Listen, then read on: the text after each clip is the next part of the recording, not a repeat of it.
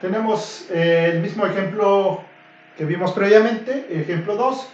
Veamos una estrategia más clara de lo que se debe de hacer en la derivación implícita. Dice que determinar derivada de y respecto de x si y cuadrada es igual a x. Muy bien, quedamos que íbamos a derivar de ambos lados de la ecuación respecto de x o respecto de la variable que se nos está indicando. Y entonces tenemos que la derivada de y cuadrada respecto de x va a ser igual a la derivada de x con respecto de x del otro lado. Muy bien, entonces aquí aparece la regla de la cadena introduciendo el término de la derivada de y para el primer término, que sería el del numerador, y como un numerador para el término que corresponde al denominador. Fíjese, si nosotros pensamos que esto es como agregar o multiplicar por un 1. Muy bien.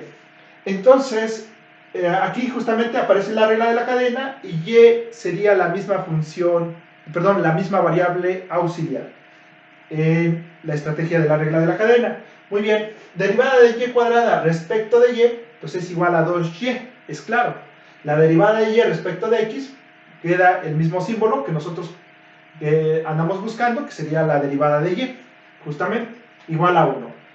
Enseguida despejamos y nosotros tenemos que la derivada de y respecto de x es igual a 1 entre 2 por y, que es el resultado que habíamos obtenido. Observe que tenemos dos pasos fundamentales.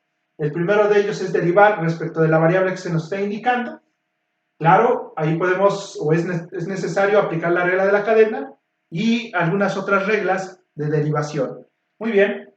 Y el segundo paso es despejar la derivada de y respecto de x. Veamos un ejemplo número 3.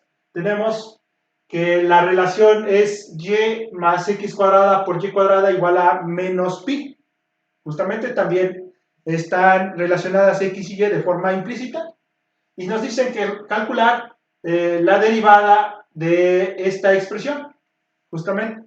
Entonces, del lado izquierdo tendríamos la derivada respecto de x de y más x cuadrada por y cuadrada igual a la derivada con respecto de x de menos pi.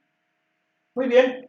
Entonces, en el primer término quedaría la derivada de y respecto de x, aplicando la regla de la suma, ¿sí? Más la derivada del producto de x cuadrada por y cuadrada respecto de x. Igual a 0. ¿Por qué? Porque la derivada de menos pi, como pi es constante, pues es 0. Justamente. Entonces, el primer término es claro que es la derivada de y respecto de x, aunque aquí no lo dice, pero lo que nos están pidiendo es calcular la derivada de y respecto de x. Muy bien.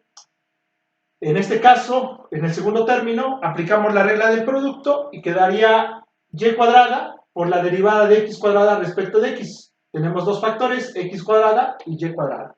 Más x cuadrada, pero ahora por la derivada del segundo factor, que es y cuadrada. Derivada de y cuadrada respecto de x igual a 0. Muy bien.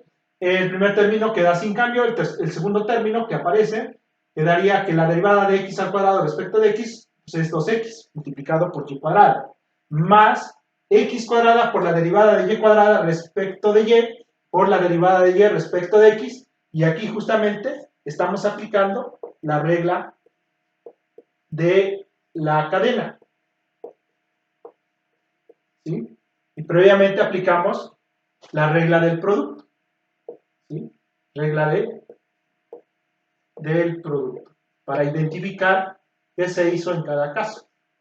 ¿Quién? Ah, pues la regla del producto se la aplicamos a esta parte, ¿sí? Muy bien. De aquí tenemos en el siguiente paso que la derivada de y respecto de x, el primer término queda sin cambios. Aquí ordenamos términos en el segundo término, más x cuadrada por la derivada de y respecto de x, que es este término o este factor para este tercer término. Y entonces, factorizando la derivada de y respecto de x, que es lo que andamos buscando, te daría 1 más 2 veces x cuadrada por y, que corresponde a este coeficiente para la derivada de y respecto de x. Muy bien, más 2 veces x por y cuadrada igual a 0. Despejando, ¿sí? Despejando,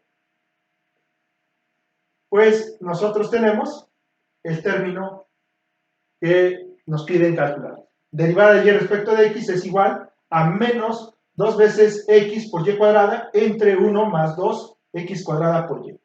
Este 2x por y cuadrada se refiere a este término en el numerador, porque pasa del otro lado, con signo negativo, es claro, ¿sí? Y esta expresión, este binomio, pasaría como denominador, dado que está multiplicando de un lado, pasa del otro lado, dividiendo de manera común, como se dice. Gracias, hasta aquí quedan estos dos ejemplos más. Continuamos.